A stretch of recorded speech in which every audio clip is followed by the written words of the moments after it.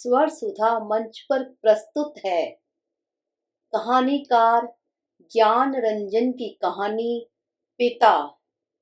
उसने अपने बिस्तर का अंदाज लेने के लिए मात्र आध पल को बिजली जलाई। बिस्तरे फर्श पर बिछे हुए थे। उसकी स्त्री ने सोते सोते ही बड़बड़ाया, आ गए, और बच्चे की तरफ करवट लेकर चुप हो गई। लेट जाने पर उसे एक बड़ी डकार आती मालूम पड़ी, लेकिन उसने डकार ली नहीं। उसे लगा कि ऐसा करने से उस चुप्पी में खलल पड़ जाएगा जो चारों तरफ भरी है, और काफी रात गए, ऐसा होना उचित नहीं है। अभी घनश्याम नगर के मकानों के लंबे सिलसिलों के किनारे किनारे सवारी गाड़ी धड़धड़ाती हुई गुजरी। थोड़ी देर तक एक बहुत साफ भागता हुआ शोर होता रहा। सर्दियों में जब यह गाड़ी गुजरती है, तब तक लोग एक प्रहर की खांसी नींद ले चुके होते हैं। गर्मियों में 11:30 का कोई विशेष मतलब नहीं होता। यूं उसके घर में सभी जल्दी सोया करते, जल्दी खाया और जल्दी उठा करते हैं। आज बेहद गर्मी है। रास्ते भर उसे जितने लोग मिले, उन सब ने उससे गर्म और बेचैन कर देने वाले मौसम की ही बात की। कपड़ों की फजियत हो गई, बदहवासी, चिपचिपाहट और थकान है। अभी जब सवारी गाड़ी शोर करती हुई गुजरी, तो उसे ऐसा नहीं लगा कि नींद लगते लगते टूट गई हो, जैसा जाड़ों में प्राय लगता है, बल्कि यूं लगा कि अब अगर सोने की चेष्टा शुरू नहीं की गई तो सचमुच देर हो जाएगी। उसने जमाई ली। पंखे की हवा बहुत गर्म थी, और वह पुराना होने की वजह से चिढ़ाती सी आवाज भी कर रहा है। उसको लगा दूसरे कमरों में भी लोग शायद उसकी ही तरह जमाइयां ले रहे होंगे, लेकिन दूसरे कमरों के पंखे पुराने नहीं हैं। उसने सोचना बंद करके अन्य कमरों की आहट लेनी चाहिए। उसे कोई बहुत मासूम सी ध्वनि भी 1-1.5 मिनट तक नहीं सुनाई दी, जो सन्नाटे में काफी तेज होकर आ सकती हो। तभी पिता की चारपाई बाहर चरमराई। वह किसी आहट से उठे होंगे। उन्होंने डांट कर उस बिल्ली का रोना चुप कराया जो शुरू हो गया था। बिल्ली थोड़ी देर चुप रहकर फिर रोने लगी। अब पिता ने डंडे को गज पर कई बार पटका और उस दिशा की तरफ खदेड़ने वाले ढंग से दौड़े जिधर से रोना आ रहा था। फिर हट हट चिल्लाए। वह जब घूम फिरकर लौट रहा था, तो पिता अपना बिस्तर बाहर लगाकर बैठे थे। कनखी से उसने उन्हें अपनी गंजी से पीठ का पसीना रगड़ते हुए देखा, और बचता हुआ वह घर के अंदर दाखिल हो गया। उसे लगा कि पिता को गर्मी की वजह से नींद नहीं आ रही है, लेकिन उसे इस स्थिति से रोष हुआ। सब लोग पिता से अंदर पंखे के नीचे सोने के लिए कहा करते हैं, पर वह जरा भी नहीं सुनते। हमें क्या, भोगे कष्ट। कुछ देर पड़े रहने के बाद वह उठा, और उसने उत्सुकतावश खिड़की से झांका। सड़क की बत्ती छाती पर है। गर्मियों में यह बेहद अखर जाता है। पिता ने कई बार करवटें बदली, फिर शायद चैन की उम्मीद में पार्टी पर बैठ पंखा झलने लगे हैं। पंखे की डंडी से पीठ का वह हिस्सा खुजाते हैं जहां हाथ की उंगलियां दिक्कत से पहुंचती हैं। आकाश और दरख्तों की तरफ देखते हैं। रिलीफ पाने की किसी बहुत हल्की उम्मीद में शिकायत उगलते हैं। बड़ी भयंकर गर्मी है, एक पत्ता भी नहीं डोलता। उनका यह वाक्य, जो नितांत व्यर्थ है, अभी अभी बीते क्षण में डूब गया। गर्मी बरकरार है और रहेगी, क्योंकि यह जाड़े बरसात का मौसम नहीं है। पिता उठकर घूमने लगते हैं। 1 या 2 बार घर का चक्कर चौकीदारों की तरह हो हो करते हुए लगाते हैं, ताकि कोई सेंध वेंध न लग सके। लौटकर थके स्वर में हे ईश्वर कहते हुए उंगली से माथे का पसीना काटकर जमीन पर चुबाने लगते हैं। बड़ा गजब है। कमरे की एक दीवार से टिक कर बैठ जाने पर वह काफी तनाव में सोचने लगा। अंदर कमरों में पंखों के नीचे घर के सभी दूसरे लोग आराम से पसरे हैं। इस साल जो नया पेडेस्टल खरीदा गया है, वह आंगन में दादी अम्मा के लिए लगता है। बिजली का मीटर तेज चल रहा होगा, पैसे खर्च हो रहे हैं, लेकिन पिता की रात कष्ट में ही है। लेकिन गजब यह नहीं है, गजब तो पिता की जिद है। वह दूसरे का आग्रह अनुरोध माने तब न। पता नहीं क्यों पिता जीवन की अनिवार्य सुविधाओं से भी चिढ़ते हैं। वह झल्लाने लगा। चौक से आते वक्त 4 आने की जगह 3 आने और 3 आने में तैयार होने पर 2 आने में चलने वाले रिक्शे के लिए पिता घंटे घंटे खड़े रहेंगे। धीरे धीरे सबके लिए सुविधाएं जुटाते रहेंगे, लेकिन खुद उसमें कम से कम या नहीं शामिल होंगे। पहले लोग उनकी काफी चिरोरी किया करते थे, अब लोग हार गए हैं। जानने लगे हैं कि पिता के आगे किसी की चलेगी नहीं। आज तक किसी ने पिता को वॉश बेसिन में मुंह हाथ धोते नहीं देखा। बाहर जाकर बगिया वाले नल पर ही कुल्ला दातुन करते हैं। दादा भाई ने अपनी पहली तनख्वाह में गुसल खाने में उत्साह के साथ एक खूबसूरत शावर लगवाया, लेकिन पिता को अरसे से हम सब आंगन में धोती को लंगोट की तरह बांधकर तेल चुपड़े बदन पर बाल्टी बाल्टी पानी डालते देखते आ रहे हैं। खुले में स्नान करेंगे, जनेऊ से छाती और पीठ का मैल काटेंगे।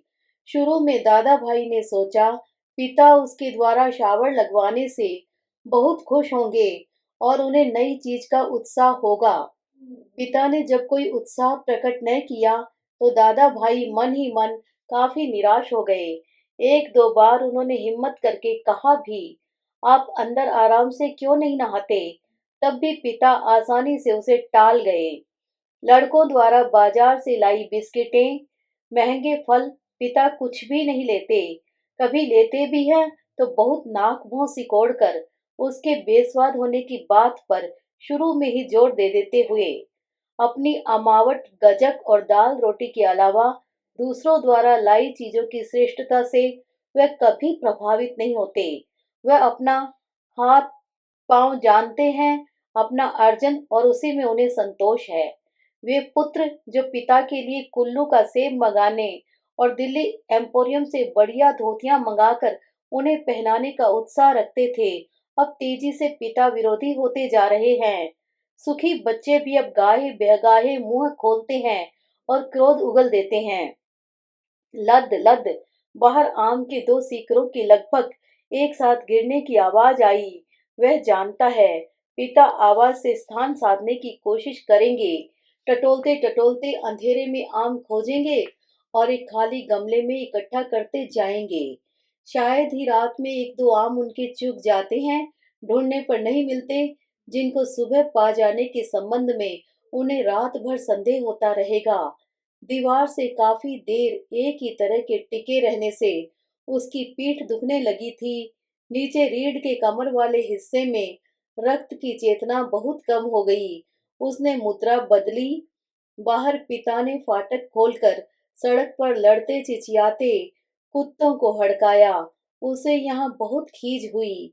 कई बार कहा, मोहल्ले में हम लोगों का सम्मान है, 4 भले लोग आया जाया करते हैं, आपको अंदर सोना चाहिए, ढंग के कपड़े पहनने चाहिए और चौकीदारों की तरह रात को पहरा देना बहुत ही भद्दा लगता है। लेकिन पिता की अड़ में कभी कोई झोल नहीं आता। उल्टा सीधा पता नहीं कहाँ किस दर्जी से कुर्ता कमीज सिलवा लेते हैं।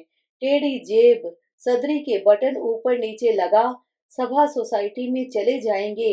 घर भर को बुरा लगता है।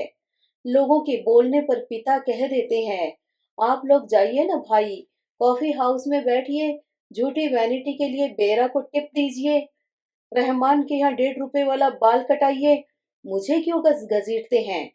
लोगों का बोलना चुटकी भर में धरा रह जाता है। पिता वैसे तो चुप रहते हैं, लेकिन जब बात बहस में उन्हें खींचा जाता है तो काफी करारी और हिंसात्मक बात कह जाते हैं। उल्टे उन्हें घेरने वाले हम भाई बहन अपराधी बन जाते हैं। कमरे से पहले एक भाई खिसकेगा, फिर दूसरा, फिर बहन और फिर तीसरा। चुपचाप सब खीजे हारे खिसकते रहेंगे। अंदर फिर माँ जाएंगी और पिता, विजयी पिता कमरे में गीता पढ़ने लगेंगे या झोला लेकर बाजार सौदा लेने चले जाएंगे। होता हमेशा यही है। सब मन में तय करते हैं आगे से पिता को नहीं घेरेंगे, लेकिन थोड़ा समय गुजरने के बाद फिर लोगों का मन पिता के लिए उमड़ने लगता है। लोग मौका ढूंढने लगते हैं, पिता को किसी प्रकार अपने साथ सुविधाओं में थोड़ा बहुत शामिल कर सकें, पर ऐसा नहीं हो पाता।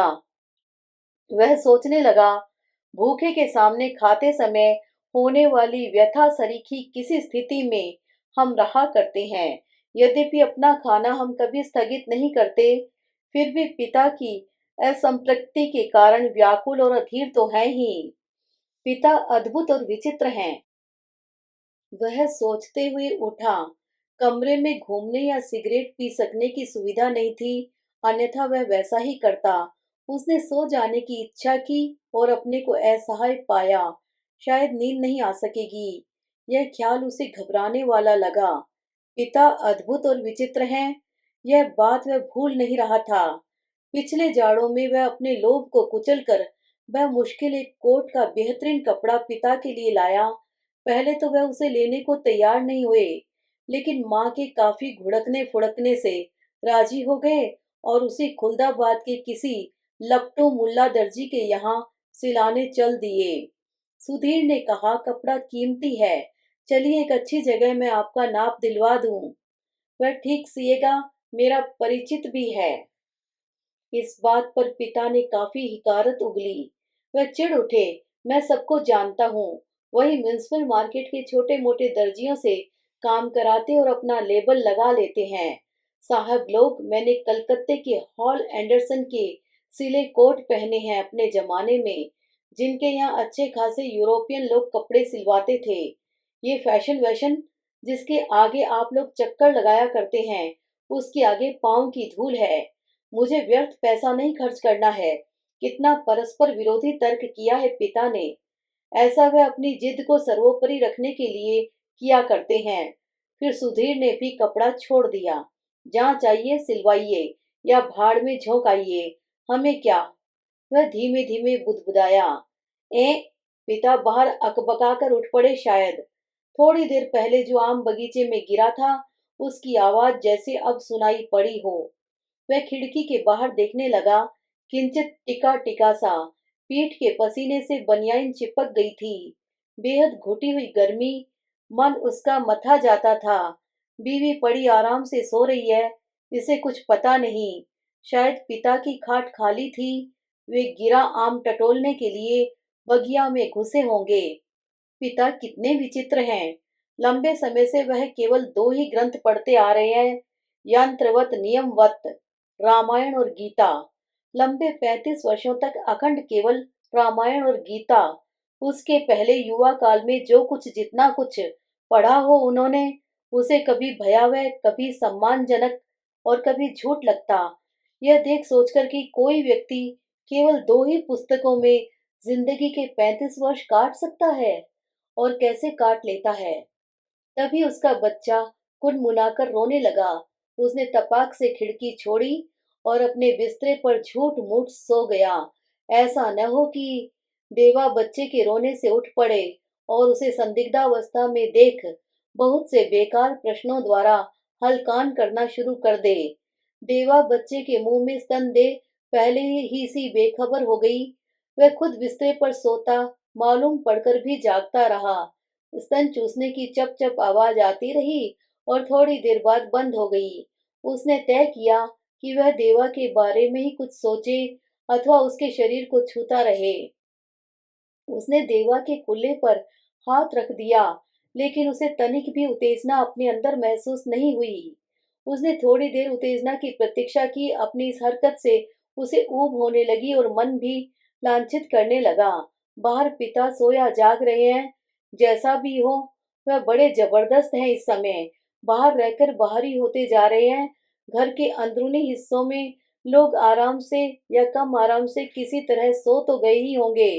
वह विषादग्रस्त हुआ और अनुभव करने लगा, हमारे समाज में बड़े बूढ़े लोग जैसे बहू बेटियों के निजी जीवन को स्वच्छंद रहने देने के लिए अपना अधिकांश समय बाहर व्यतीत किया करते हैं। क्या पिता ने भी वैसा ही करना तो नहीं शुरू कर दिया है? उसे पिता के बूढ़ेपन का ख्याल आने पर सिहरन हुई। फिर उसने दृढ़ता से सोचा, पिता अभी बूढ़े नहीं हुए हैं। उन्हें प्रतिक्षण हमारे साथ साथ जीवित रहना चाहिए। भरसक पुरानी जीवन व्यवस्था कितनी कठोर थी। उसके मस्तिष्क में एक खिंचाव आ गया। विषाद सर्वोपरि था। उसे आंखों में हल्का जल लगने लगा। अगर कोई शीत युद्ध न होता पिता और पुत्रों के बीच, तो वह उन्हें जबरन पंखे के नीचे लाकर सुला देता। लेकिन उसे लगा कि उसका युवापन एक प्रतिष्ठा की जिद कहीं चुराए बैठा है। वह इस प्रतिष्ठा के आगे कभी बहुत मजबूर, कभी कमजोर हो जाता है, और उसे भुगत भी रहा है। दरअसल उसका जी अक्सर चिल्ला उठने को हुआ है, पिता, तुम हमारा निषेध करते हो, तुम ढोंगी हो, अहंकारी वज्र अहंकारी। लेकिन वह कभी चिल्लाया नहीं। उसका चिल्ला सकना मुमकिन भी नहीं था। वह अनुभव करता था उसके सामने जिंदगी पड़ी है, और पिता पर इस तरह चिल्लाने में उसका नुकसान हो सकता है। उसको लगा, पिता लगातार विजयी हैं, कठोर हैं तो क्या, उन्होंने पुत्रों के सामने अपने को कभी पसारा नहीं। लगता है दीवारों पर भी पसीना चूह चुहाया है। खुद को छुरा भोंक देने या दीवार पर सर पटकने या सोती बीवी के साथ पाशविक हो जाने का ढोंग सोचने के बाद भी गर्मी की बेचैनी नहीं कटी। उसने ईश्वर को बुदबुदाना चाहा, लेकिन वैसा नहीं किया। केवल हल्के हल्के हाथ के पंजों से सर के बालों को दबोच कर वह रह गया। मौसम की गर्मी से कहीं अधिक प्रबल पिता है। उसके सामने एक घटना मजबूती से टंग गई। उसने घटना को मन में दोहराया। वायुसेना में नौकरी करने वाला उसका कप्तान भाई बहन के यूनिवर्सिटी के खर्चे के लिए 2 वर्ष तक 50 रुपया महीना भेजता रहा था। एक बार अकस्मात कप्तान भाई होली अवकाश मनाने घर आ गया था। पिता ने उसके हाथों में उसके नाम की 1200 रुपये वाली एक पासबुक थमा दी। सबको यह बड़ा आकस्मिक लगा। कप्तान भाई को हैरत हुई और हल्की खुशी भी कि एकाएक काफी रुपए मिल गए। लेकिन इस बात से उसे दुख और पराजय का भान भी हुआ। उसने अपने को छोटा महसूस किया। 2 वर्ष तक बहन के लिए उसने जो थोड़ा बहुत किया, वह सब एक पल में घटकर नगण्य हो गया। फिर भी वह अनुभव कर रहा था, कप्तान भाई ज्यादा सोचते नहीं, खिलाड़ी तबीयत के हैं, यान की तरह चुटकी में धरती छोड़ देते हैं। कितने मस्त हैं कप्तान भाई। उसे लगा पिता एक बुलंद भीमकाय दरवाजे की तरह खड़े हैं, जिससे टकरा टकरा कर हम सब निहायत पिद्दी और दयनीय होते जा रहे हैं। इस घटना को याद करके और पिता के प्रति खिन्न हो जाने पर भी उसने चाहा कि वह खिड़की से पिता को अंदर आकर सो रहने के लिए आग्रह पूर्वक कहे, लेकिन वह ऐसा नहीं कर सका। वह असंतोष और सहानुभूति दोनों के बीच असंतुलित भटकता रहा। न लोको शेड से उठती इंजनों की शंटिंग, न कंक्रीट की ग्रैंड ट्रंक पर से होकर आती धूमनगंज की और इक्के दुक्के लौटते इक्कों के घोड़ों की टापें, झगड़ते कुत्तों की भौंक भांक। बस कहीं उल्लू एक गति, एक वजन और विभत्सता में बोल रहा है। रात्रि में शहर का आभास कुछ पलों के लिए मर सा गया है। उसको उम्मीद हुई कि किसी भी समय दूर या पास से कोई आवाज अकस्मात उठ आएगी, घड़ी टनटना जाएगी, या किसी दौड़ती हुई ट्रक का तेज लंबा हॉर्न बज उठेगा और शहर का मरा हुआ आभास पुनः जीवित हो जाएगा। पूरा शहर कभी नहीं सोता या मरता। बहुत से सोते हुए जान पड़ने वाले भी संक्षिप्त ध्वनियों के साथ या लगभग ध्वनिहीनता के बीच जगे होते हैं। रात काफी बीत चुकी है, और इस समय यह सब सोचना सिवाय सोने के कितना निरर्थक है। शायद पिता औंध गए हैं। करवट बदलने से उत्पन्न होने वाली खाट की चरमराहट, आम टटोलते समय सूखी अधसूखी पत्तियों के कुचलने की आवाज, लाठी की पटक, मकान के फेरे के वक्त की घास खंसार, कुत्ते बिल्लियों को हड़काना, कुछ सुन नहीं पड़ रहा है। इस विचार से कि पिता सो गए होंगे, उसे परम शांति मिली और लगा कि अब वह भी सो सकेगा। शीघ्र नींद के लिए उसने टकटकी बांधकर पंखे की तरफ देखना शुरू किया। गर्म हवा के बावजूद दिन भर की व्यर्थ थकान और सोच विचार से पस्त हो जाने की वजह से वह नींद में चित्त हो गया। थोड़े समय उपरांत वह एकाएक उचक्कर उठ बैठा। उसने चारों तरफ कुछ देख पाने के लिए कुछ क्षणों तक गड़े हुए अंधेरे को घूरा। हुआ यह कि उसे शरीर में एकाएक बहुत गर्मी सी लगी थी और अजीब सी सरसराहट हुई। शायद पसीने से भीगी टांग पत्नी के बदन से छू गई थी। मुंह में बुरा सा स्वाद भर आया था। किसी बुरी बीमारी के कारण अक्सर ऐसा हो जाया करता है। उठकर उसने 2-3 कुल्ले किए और ढेर सारा ठंडा पानी पिया। इतना सब कुछ वह अध नींद में ही करता रहा। आंगन से पानी पीकर लौटते समय उसने इत्मीनान के लिए खिड़की के बाहर देखा। अब तक नींद जो थोड़ी बहुत थी काफूर हो गई। पिता सो नहीं गए हैं अथवा कुछ सोकर पुनः जगे हुए हैं, पता नहीं। अभी ही उन्होंने हे राम तू ही सहारा है कहकर जमाई ली है। ऐसा उन्होंने कोई दबकर नहीं किया। रात के लिहाज से काफी शोर उठाते कहा है। शायद उन्हें इत्मीनान है कि घर में सभी लोग निश्चित रूप से सो रहे हैं। पिता ने अपना बिस्तरा गोल मोड़कर खाट के एक सिरे पर कर लिया है और वह सुराही से प्याले में पानी ले लेकर अपनी खटिया की बात तर कर रहे हैं। सुराही से खाट तक और खाट से सुराही तक बार बार आते जाते हैं। बहुत बार ऐसा करने पर खाट का बात तर हुआ है। इसके बाद उन्होंने पानी पिया और पुनः एक बड़ी आवाजदार जमाई के साथ लिपटे हुए बिस्तरे का सिरहाना बना निखरी खटिया पर लेट गए। तड़का होने में पता नहीं कितनी देर थी। थोड़ी देर बाद पंखा जमीन पर गिराकर उनका दायां हाथ खटिया की पार्टी से झूलने लगा। चारों तरफ धूमिल चांदनी फैलने लगी है। सुबह जो दूर है के भ्रम में पश्चिम से पूर्व की ओर कौवे कांव कांव करते उड़े। वह खिड़की से हटकर बिस्तरे पर आया। अंदर हवा वैसी ही लू की तरह गर्म है। दूसरे कमरे स्तब्ध हैं। पता नहीं बाहर भी उमस और बेचैनी होगी। वह जागते हुए सोचने लगा, अब पिता निश्चित रूप से सो गए हैं शायद।